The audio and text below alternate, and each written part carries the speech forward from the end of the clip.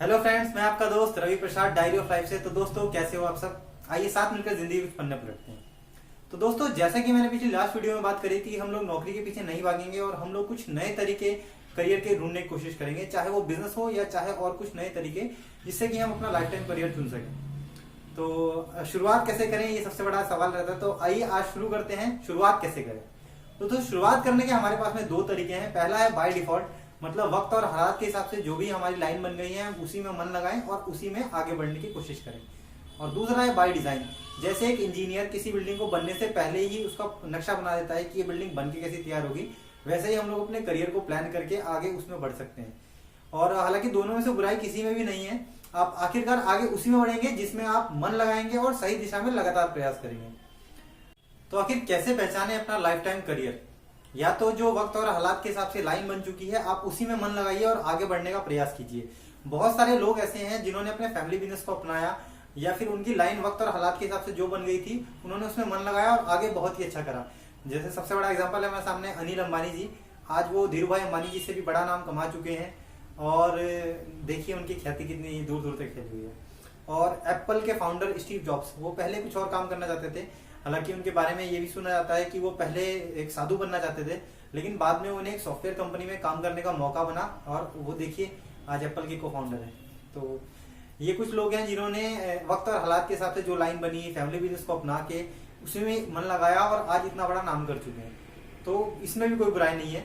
दूसरा रास्ता है बाय डिजाइन, मतलब आप जैसे इंजीनियर किसी बिल्डिंग को बनने से पहले ही उसका प्लान कर देता है, उसका नक्शा बना देता है कि बिल्डिंग कैसी बन के तैयार होगी। आप वैसा कर सकते हैं, जैसे कि विराट कोहली एक बहुत बड़ा एग्जांपल है हमारे सामने। स्वामी रामदेव एक बहुत ही बड़ा एग्जांपल है। उन्होंने जैसा सोचा था, उन्होंने पहले प्लान करा अपने करियर को और एक योग को एक मुकाम तक पहुंचा के ले गए और आज सिर्फ भारत में नहीं, भारत से बाहर भी उनकी ख्याति है।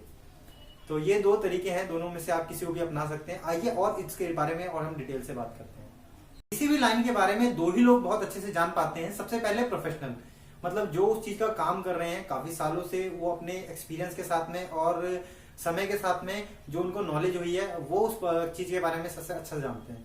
या फिर शौकीन लोग, इंटरेस्टेड लोग जो उस चीज का शौक रखते हैं, वो उस चीज के बारे में अच्छे से जानते हैं। अगर हम लोग इसको एक एग्जाम्पल से जोड़ते हैं, जैसे अगर आप मान लीजिए आपको कपड़े का शौक है, तो आप कपड़े के बारे में इतने अच्छे से जानेंगे कि अगर आपको हर मौके के हिसाब से अलग अलग कपड़े पहनने का शौक है, अलग अलग डिजाइन के कपड़े पहनने का शौक है, तो आप कपड़ों के बारे में ज्यादा अच्छी नॉलेज रखेंगे किसी एवरेज इंसान के मुकाबले में जो कि कपड़े की नॉलेज कम रखता होगा। और आपने कई बार ये भी देखा होगा कि लोग काम तो कई सालों से कर रहे हैं लेकिन उनका मन नहीं है। वो अपने काम को सिर्फ पैसा कमाने के लिए किसी तरह से टाइम काट रहे हैं। जो आ गया सामने काम उसे करना पड़ रहा है, बॉस ने बोल दिया, नौकरी बचाने के लिए या घर चलाने के लिए करना पड़ रहा है। तो क्यों ना हम कुछ ऐसा करें कि हम अपनी पसंद को ही अपना करियर बना लें। और सच मानिए, जिसने इस चीज को अपना लिया, या तो अपने काम से प्यार कर लीजिए या आप जिस चीज से प्यार करते हैं उसको आपने अपना करियर बना लिया, तब आपकी लाइफ में बहुत तरक्की होती है और आपको पैसे की या नाम की या किसी चीज की भी कमी नहीं रहती। तो दोस्तों, किसी भी फील्ड के मेजर 4 ही हिस्से होते हैं जिनके इर्द गिर्द वो सारा का सारा बिजनेस या सारा फील्ड टिका होता है। सबसे पहले नंबर पे आता है रिसर्च एंड डेवलपमेंट, मतलब कि उसके बारे में नई नई खोज की इसमें और अच्छा क्या हो सकता है और उस काम को आगे कैसे बढ़ाया जाए। दूसरा आता है मैन्युफैक्चरिंग, मतलब उत्पादन।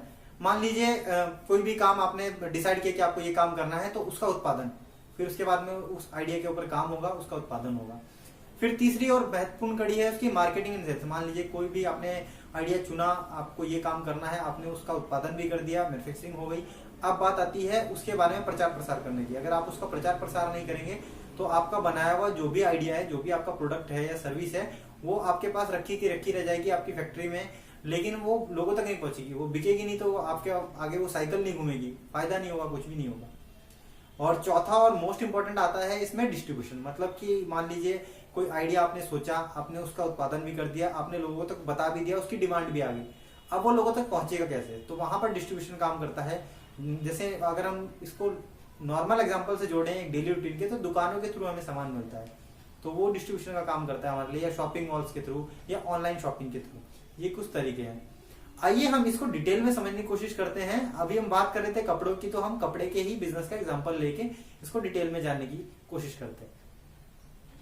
तो दोस्तों, ये वीडियो बहुत ज्यादा लंबा ना हो जाए, इसीलिए मैंने इस वीडियो को 2 पार्ट में बनाया है, जिसका लिंक आपको ऊपर आई बटन में वीडियो के एंड में, एंड स्क्रीन पे और डिस्क्रिप्शन बॉक्स में मिल जाएगा। आप उस पर क्लिक करके इस वीडियो का सेकंड पार्ट जरूर देखिएगा। उसमें मैंने एक बहुत ही अच्छा एग्जांपल लिया है कपड़ों के बिजनेस का, जिससे आप लोगों को काफी मदद मिलेगी अपने करियर को प्लान करने के लिए। चाहे वो आप अपना बिजनेस करना चाह रहे हो या कुछ नया क्रिएटिव काम, चाहे वो फोटोग्राफी हो, चाहे वो डांसिंग हो, चाहे वो एक्टिंग हो, कुछ भी अगर आप करना चाह रहे हैं तो उसके लिए आपको एक आइडिया मिल जाएगा कि आप किस तरीके से शुरुआत कर सकते हैं।